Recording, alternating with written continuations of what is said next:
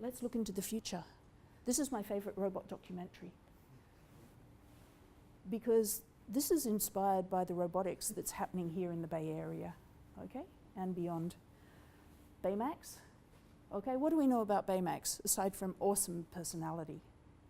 It's inflatable, it's light, it's soft. Has anyone seen any soft robotics in real life?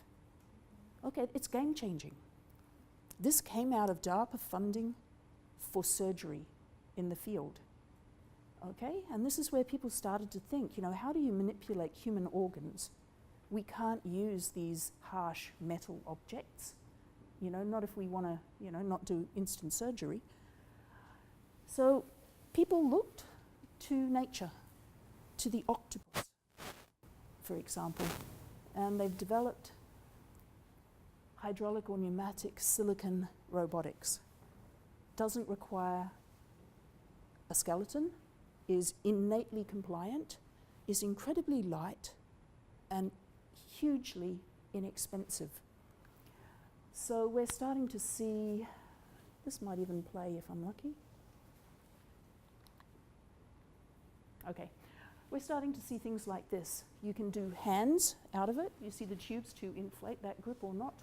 You can do whole arms, the video's not playing, and you can do, well, there is a company who's commercialized this that's starting to use end effectors. Any old robot arm, you put the soft robot grippers, imagine an octopus arm, can pick up any e-commerce item, but even better, it can handle food. Okay, food is a huge industry that robotics has not done terribly well at, because food damages terribly easily, and all of it is uneven shapes. Okay, with the possible exception of eggs, but they're so fragile. So soft robotics solves that. It also solves handling textiles, but so does electrostatic adhesive gripping, which is another technology that's come out of SRI International. And anyone remember the swarm robots? Not science fiction. Probably early days of commercializing it, but there are swarm robots being deployed in a range of labs, and there is, for example, be super if I could play this. There is a lab at Stanford International that, play. Okay. Producing magnetically actuated micro-robots for advanced manufacturing. People haven't really worked out too many applications for this technology yet because it's just such a game changer. One of the things could be space, because atmosphere is not required for the operation, or gravity for the operation here. One of the other things is inside contained spaces. And you think, yeah, but what can these robots do? And you know, this is a key thing, this is real time, because you know so often you look at robot videos online, they don't always say how much they've been speeded up.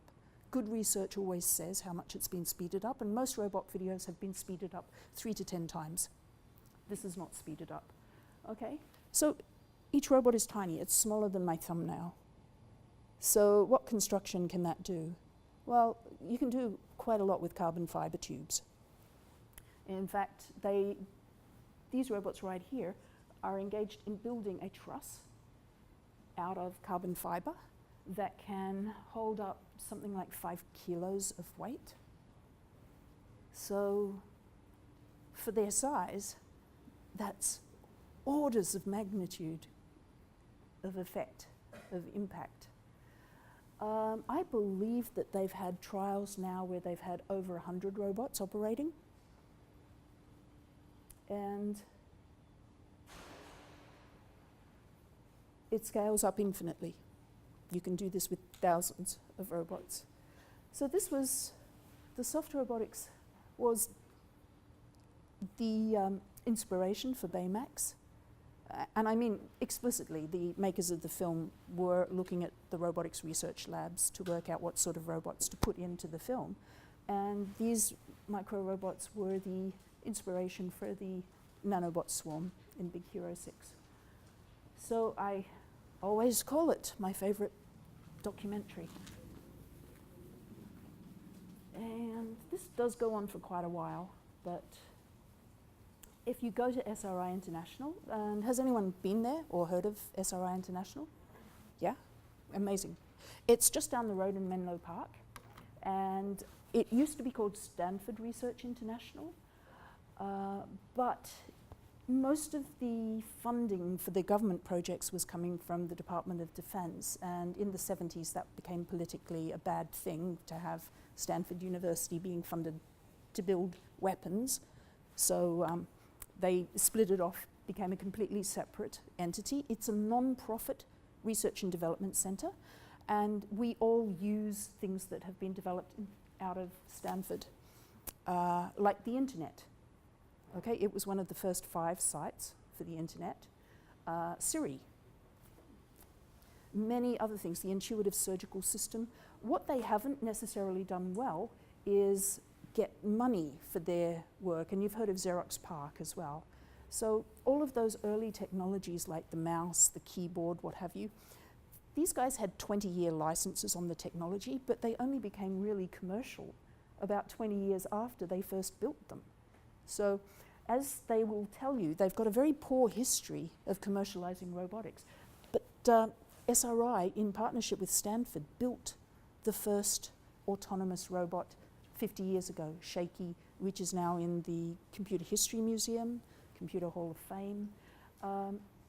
Autonomous navigation with almost all of the sensor packages on, that we use for autonomous cars these days. So the history for robotics in this area goes back a really, really long way. But people don't recognize that Silicon Valley is the home to me, the next generation of robotics and AI technologies. And for me, it's the revolution technology, the technologies of the 21st century. It's quite clear. Computers, highly limited in where and how they operate, but when things went online, opened up a lot of possibilities. Now, when things have mobile hardware, semi-autonomous or autonomous, it's going to expand. We really are looking at a world full of robots. We won't call them robots anymore. It's just going to be everything is smart. Everything will be connected. And this is our opportunity to steer the agenda, to shape what's coming. And that's what excites me so much about robotics and AI. Also the fact that we do need people to shape the technology. You know, this was where the first traffic light was put in, okay? We're at that stage where traffic lights, we're kind of negotiating those sorts of things for robotics.